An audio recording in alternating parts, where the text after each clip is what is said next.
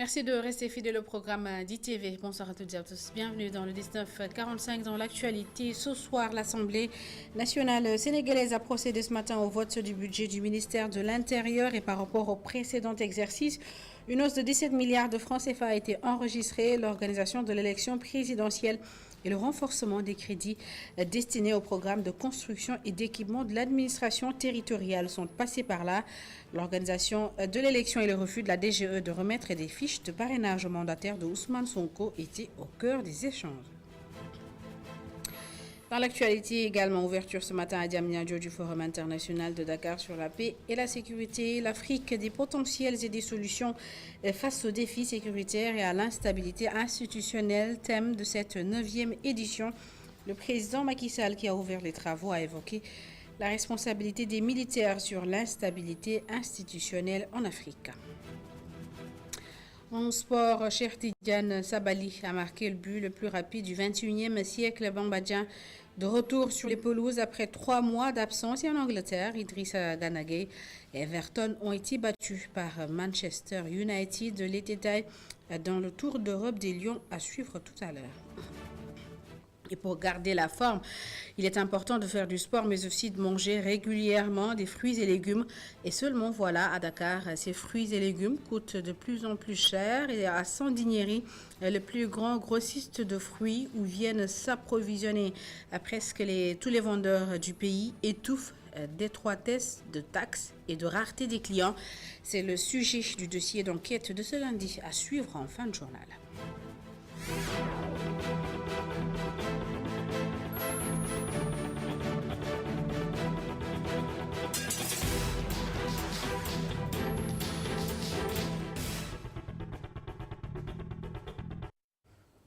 L'Assemblée nationale sénégalaise a procédé ce matin au vote du budget du ministère de l'Intérieur et par rapport au précédent exercice, une hausse de 17 milliards de francs CFA a été enregistrée. Elle est due à l'organisation de l'élection présidentielle de février 2024 et le renforcement des crédits destinés au programme de construction et d'équipement de l'administration territoriale. L'organisation justement de cette élection était au cœur des échanges à l'hémicycle. Mamseyna Boubabou pour les détails. L'organisation de l'élection présidentielle de février 2024 était la question la plus agitée lors du vote de budget du ministère de l'Intérieur. L'opposition réclame une personnalité neutre pour un scrutin transparent, inclusif et démocratique. Vous serez le ministre chargé des élections. Vous n'avez pas la légitimité d'organiser ces élections. Pourquoi? Parce que, monsieur le ministre, danga far. Bañuñu la amuñu ak yow benn problème mais danga far. Les gens le disent, vous êtes le responsable politique de Benno Bokk Yakaar de Tambacounda. On ne peut pas être juge et parti.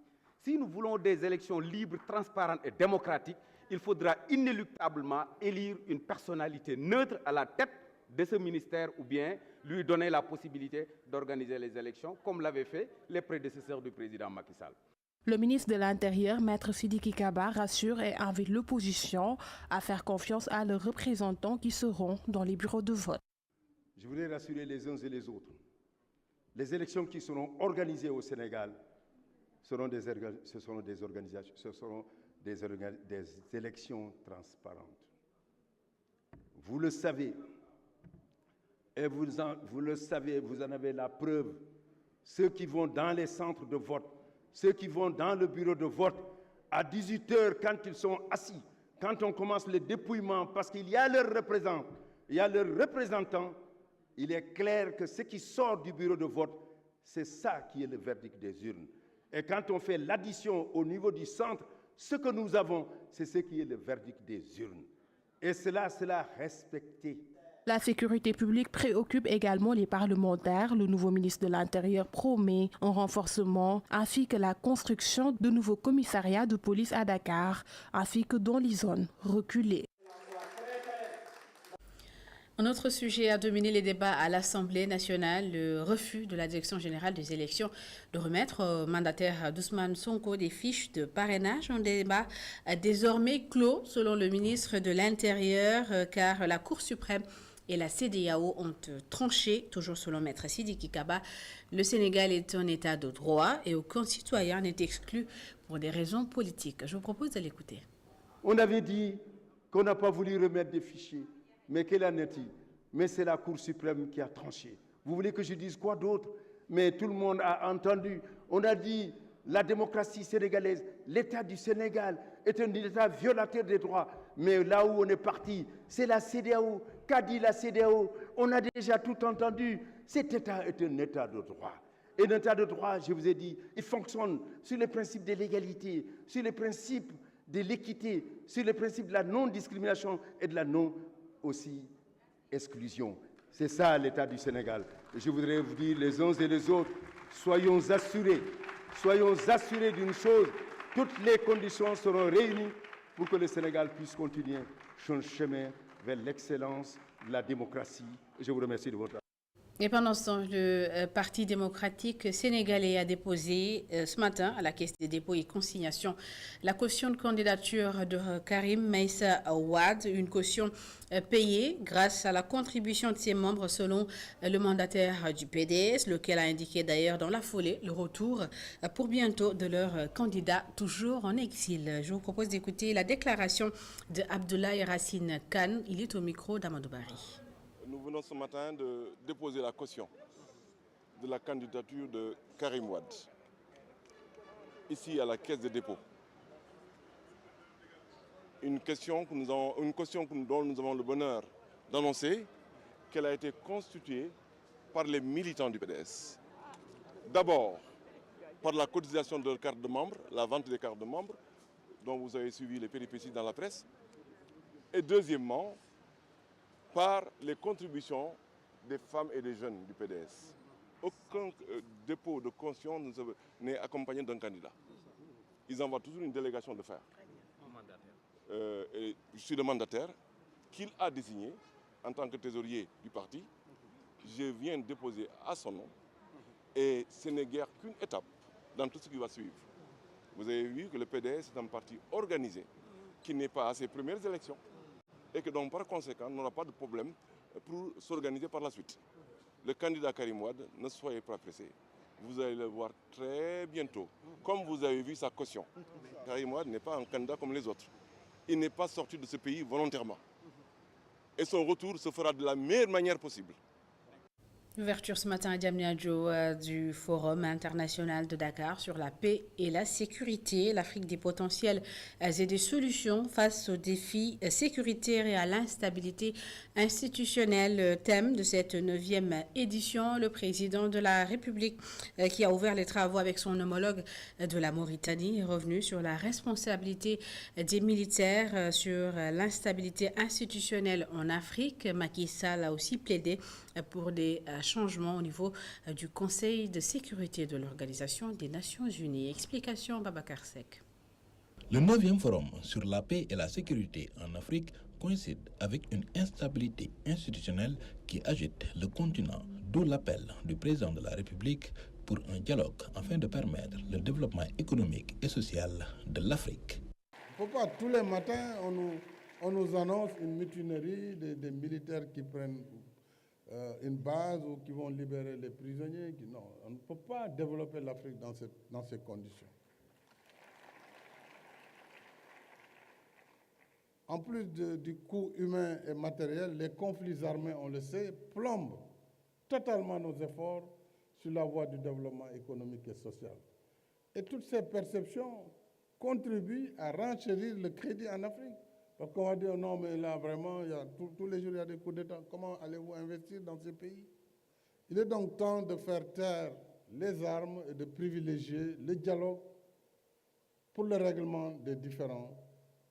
La réforme du Conseil de sécurité des Nations Unies et des institutions financières internationales est un impératif pour la paix et la sécurité en Afrique. C'est pourquoi nous réclamons une gouvernance politique, économique et financière mondiale plus juste et plus équitable.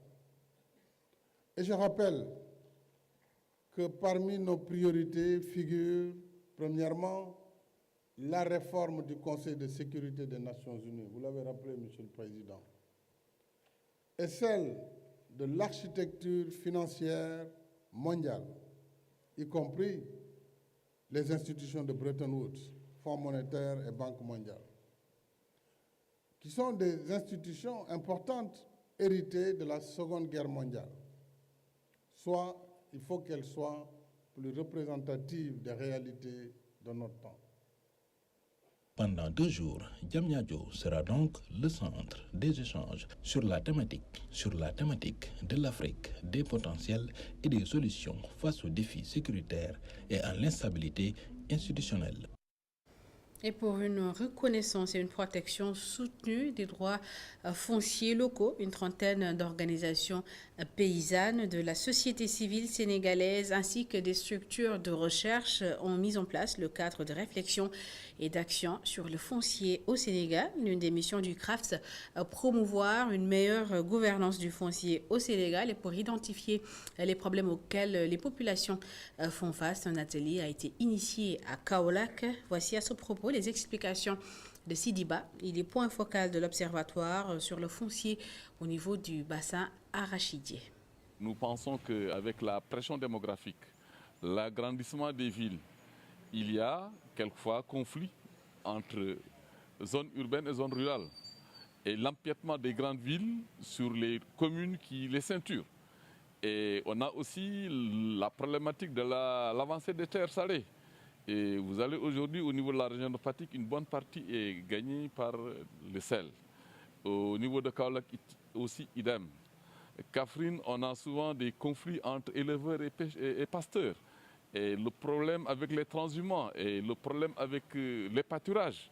Donc tout compte fait, contrairement aux autres zones, comme la région de Saint-Louis au niveau du sud, au niveau du bassin arachidier, nous avons une particularité qui est différente des autres régions. Donc tout compte fait, ce sont ces thématiques-là, ce sont ces particularités qui caractérisent le bassin arachidier qu'on est en train de discuter et de partager et voir quelle est la solution la meilleure pour récupérer les terres qui sont gagnées par le cerf. Qu'est-ce qu'il faut qu'il y ait entente entre communes mitoyennes, qu'il y ait moins de problèmes quand il y a expropriation pour cause d'utilité publique. On a l'université de Sine Saloum, on a d'autres projets et programmes que l'État développe au niveau des zones. Qu'est-ce qu'il faut? Qu'est-ce qu'il nous faut pour qu'il y ait moins de problèmes, qu'il y ait moins de conflits entre éleveurs et agriculteurs, qu'il y ait moins de conflits entre urbains et... Et pour s'enquérir de l'état d'avancement de la campagne de commercialisation de l'arachide, le ministre de l'Agriculture et de l'Équipement rural a effectué une visite dans les champs de Serigne Bassirou Abdoukhadre Mbacké. Selon Samba Ndiobenka, cette année, le Sénégal a atteint une production record d'1 700 000 tonnes d'arachide. Il invite d'ailleurs les paysans à éviter de brader leur production dans les marchés noirs. Explication de nos correspondants Nala Diop et Rara Diama. Des talibés venus de tous les horizons du pays ont élu domicile au champ de Serigne Bassirou Abdoukhadre en cette période de battage ou de séparation des tiges de la graine d'arachide. Samba Ndiobenka salue cette initiative du marabout et définit l'objectif de sa visite. Nous sommes là aujourd'hui dans une exploitation qui fait plus de 300 hectares emblavés en arachide. Ça, quand même, je me dis que c'est des activités, c'est des actions importantes qu'il faudrait saluer. On est très satisfait parce que déjà l'emblavure est au niveau optimum, mais au-delà de ça aussi, la production elle est très bonne. Parce que nous avons quand même tâté le pouls et aussi vérifié que nous avons de très bonnes graines en termes de production. On ne peut que s'en féliciter. Le ministre de l'Agriculture annonce que l'État va accompagner les agriculteurs pour atteindre l'autosuffisance alimentaire. L'État, à son niveau, peut se permettre de mettre à disposition des moyens, des ressources financières importantes. De 93 milliards en 2011, on est à 207 milliards en 2023-2024. D'accompagner en ressources humaines, d'accompagner aussi en équipement. De 0 tracteurs, j'allais dire, en 2011, aujourd'hui, on est à plus de 4000 tracteurs équipés de matériel, équipés d'équipements de travail du sol, de semis et de récolte. Aliou Dia, le président des forces paysannes, apporte des éclaircissements sur le prix du kilogramme d'arachide fixé à 280 francs CFA. Nous sommes tout à fait d'accord sur ce prix, parce que comme vous le savez, le prix plancher, ça veut dire que c'est un prix en deçà duquel personne n'a le droit de vendre. Mais tout un chacun peut vendre au-dessus de ce prix. Donc, c'est pour protéger le producteur, c'est pour effectivement éviter le bradage, que le gouvernement a pris cette décision de manière généreuse, mais également la décision d'ouvrir également la campagne le 30 novembre. Le porte-parole du Khalife général des Mourides salue la visite du ministre Samba Ndiobène Ka et formule des prières pour un Sénégal de paix et de prospérité. Parlons à présent de gestion des frontières maritimes. Et bien, l'Institut de sécurité maritime d'Abidjan a organisé en partenariat avec l'École nationale à vocation régionale de cybersécurité du Sénégal un atelier de formation sur la sécurité maritime. La rencontre qui a réuni plusieurs agents de police judiciaire d'Afrique a pour objectif de lutter contre les menaces qui pèsent sur les frontières maritimes. Les détails avec Papa Bokarbao et Sidinia. L'objectif de cette rencontre est de renforcer les connaissances des agents de la police judiciaire sur le numérique, selon le directeur de l'Institut de sécurité maritime interrégional. L'outil est donné des bases. D'abord, des bases en matière de connaissances numériques, de connaissances liées aux infractions qu'on peut constater en matière de cybercriminalité. Donc, ce niveau 1, c'est vraiment des bases. Et après, nous allons donner un niveau 2 qui leur permettra d'aller en profondeur pour pouvoir exploiter des informations numériques, pour pouvoir en prendre en charge un système, une organisation en vue de lutter contre des infractions qui peuvent porter atteinte à la bonne marche du système électronique maritime. Les technologies de l'information et de la communication présentent beaucoup d'avantages. Cependant, il attire l'attention sur les atteintes qu'elles peuvent porter à la sécurité maritime. Forcément, qui était ici dit également, certaines personnes qui veulent utiliser aussi ces techniques-là pour pouvoir en perturber le système et en tirer des profits illicites. Voici donc ce qui nous amène donc à la cybercriminalité. Par plusieurs techniques, phishing, ransomware, il y a plusieurs techniques que les experts connaissent qui permettent donc à des intrus d'entrer illicitement dans le système, un réseau mis en place, perturber le système et en tirer un certain nombre de profits, d'avantages illicites tels que le trafic de drogue, le trafic d'armes, tout ce qui peut, qui est à caractère illégal, illicite, et qui permet donc à ces individus de s'enrichir ou bien d'atteindre un intérêt quelconque. Beaucoup de participants sont venus de différents pays d'Afrique pour participer à ce stage. Le directeur de l'École nationale à vocation régionale de cybersécurité souligne l'intérêt du Sénégal à participer à cette formation. Regorgeant des infrastructures très critiques, notamment les plateformes pétrolières, gazières, mais également les navires de toutes sortes, mais avec sa diversité égale la diversité de ses acteurs, il est important que tout État, comme le Sénégal, mais également les autres pays participants, ont un intérêt quand même à participer à cette formation. À l'issue de cette formation, les agents de la police judiciaire pourront détecter les menaces, reconnaître en même temps les infractions, mais aussi identifier les cybercriminels. Et pour assurer une meilleure gestion de nos ressources halieutiques, le projet initiative Pêche côtière, composante Afrique de l'Ouest, sensibilise les acteurs sur la lutte contre la raréfaction des produits halieutiques en Afrique de l'Ouest.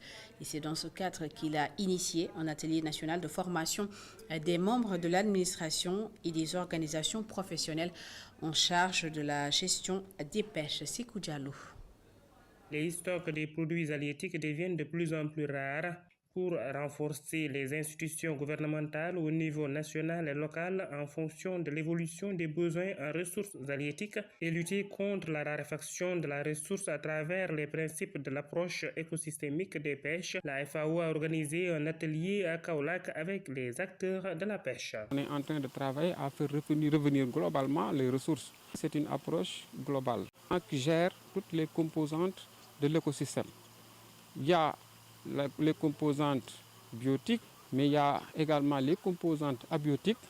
Ça, c'est tout ce qui est, en tout cas, objet, être inerte. Vu la baisse drastique des stocks marins, les 7 régions marines du Sénégal ont été conviées à cet atelier afin de régénérer et résilier l'écosystème marin. Vous voyez l'approche écosystémique qu'on a appris ici, ça fait 3 jours. Donc ça nous a permis de voir plus clair la gestion de la ressource. Et dans ce sens-là, nous, en tant qu'acteurs, en restituant, retournant dans notre localité et restituer ce qu'on a vécu ces 3 jours-là, donc ça va nous permettre, à un certain niveau, à chaque fois qu'on prend des initiatives de gestion, Alors dans ce sens-là, avoir vraiment les éléments nécessaires pour une bonne conduite et une réussite des objectifs. Sur l'étendue du territoire national, la raréfaction des produits halieutiques est notée. Si certains parlent de surexploitation de ces ressources, d'autres énumèrent un défaut de gestion durable. En mode culture à présent, Amadouba, la dernière marche, c'est l'ouvrage publié par Madiambal Diagne sur le candidat de la coalition Benno Bokk Yakaar, des anecdotes, des révélations, des analyses et des confidences qui tiennent sur 249 pages. La cérémonie de présentation a eu lieu ce week-end et voici les explications de l'auteur au micro de Moussa Dia. Je suis proposé de faire un ouvrage, un essai politique sur Amadouba, actuel Premier ministre et candidat à l'élection présidentielle. Comme vous le dites, c'est un livre qui vient après deux autres. Un premier publié en juillet 2023, un autre en septembre et ce troisième-là aujourd'hui. Le propos de ce troisième livre, c'est présenter un homme politique qui aspire à la plus haute marche du pays, c'est-à-dire à la fonction de président de la République du Sénégal. J'ai essayé, à force de témoignages, à force d'anecdotes, à force de recherche et d'investigation, à retracer son parcours, son itinéraire de vie, de son enfance à Grand Dakar, de son cursus universitaire, de sa carrière de fonctionnaire et de sa carrière gouvernementale.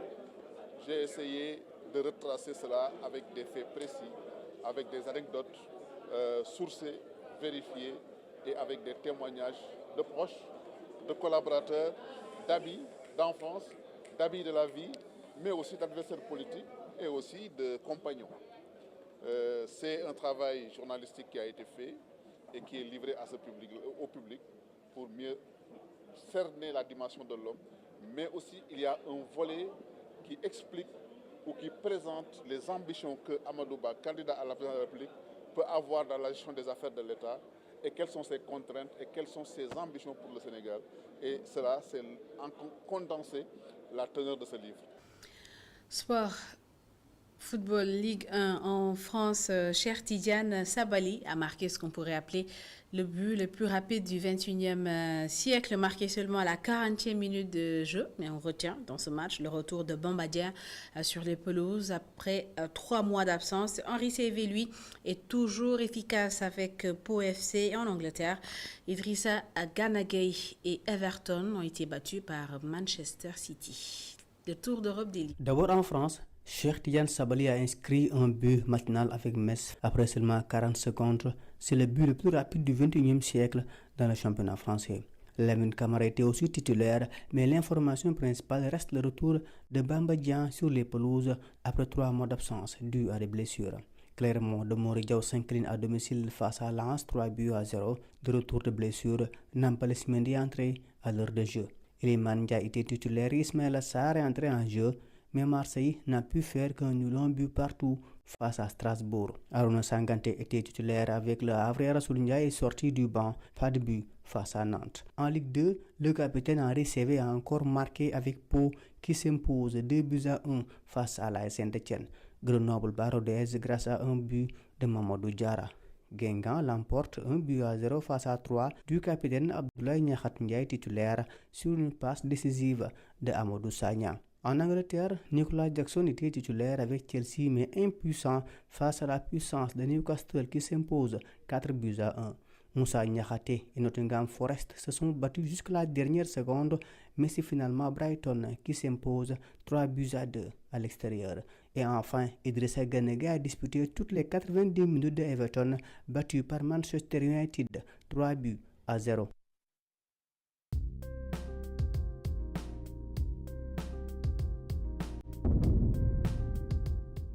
Vous le savez sûrement, il est fortement conseillé de manger quotidiennement des fruits et légumes pour garder la forme.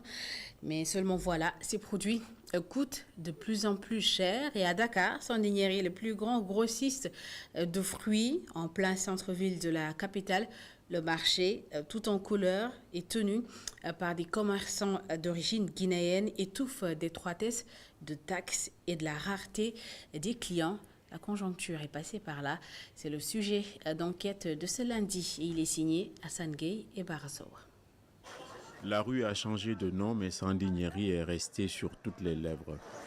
Du liquide dégouline sur la chaussée qui dénote de problèmes de salubrité. La place d'affaires n'en est pas moins l'une des plus emblématiques de la capitale. De longue date, le marché des fruits et légumes qu'elle abrite en son sein fait office de grossiste et demi-grossiste de quasiment tous les fruitiers revendeurs de proximité. Du matin au soir, Sandiniéry grouille de monde, son décor tout en couleurs est celui d'une carte postale. Cette petite Guinée en plein cœur de Dakar est un de ses coins les plus colorés en raison de la variété et du large éventail des produits de toutes les saisons.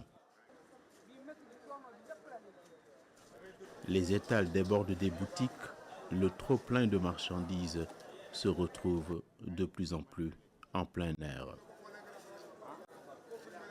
Le chaud soleil ne doit pas être si bon pour la conservation puisque l'insolation ni l'humidité ne pardonnent s'agissant de produits périssables.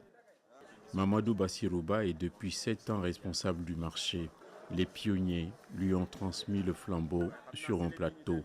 Ils ont légué un fruit mûr précieux, un véritable label qui vaut aux héritiers d'être toujours les fournisseurs de tout le Sénégal.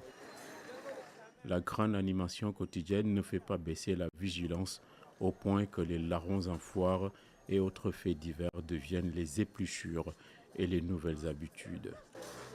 Toute conduite ou tout comportement qui fait pencher la balance du mauvais côté est honni en ces lieux, ainsi que rappelé par notre hôte qui ne veut aucunement de verre dans le fruit qui viennent abîmer l'image de marque légendaire. Tout en relevant que les pommes ou bananes douces ou aloko sont les vedettes du moment, Mamadou est non moins inquiet de cet espace vital qui se réduit comme peau de chagrin.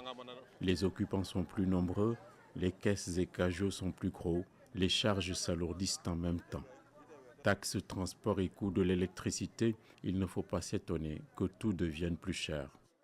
Sans véritable pouvoir d'achat, les fruits constituent de plus en plus des produits de luxe. Dans ce cas de figure, les consignes sanitaires qui conseillent à manger suffisamment de fruits et légumes tombent dans l'oreille d'un sourd. Égard au scorbut, cette vieille maladie éradiquée dans les pays développés, mais résistant sous nos latitudes, où l'accès à la denrée de première nécessité n'est pas encore démocratisé. Des tonnes de marchandises sont débarquées ici et proviennent de partout. Il n'y a pas de pénurie signalée. La seule qui existe selon notre interlocuteur est celle de la clientèle qui se fait discrète ou qui pinaille sur des détails. Sandiniéry a été déchu au profit d'un grand dignitaire des bouts de botte dans ce vieux Dakar où chaque mur, chaque rue est témoin d'un passé glorieux. Ne voulant pas être à la rue, les commerçants actuels font tout pour perpétuer l'héritage et maintenir une activité toujours aussi fructueuse. Et c'est la fin de cette édition. Merci à toutes et à tous de l'avoir suivi. Merci de votre fidélité. L'information continue sur notre site internet media.sn.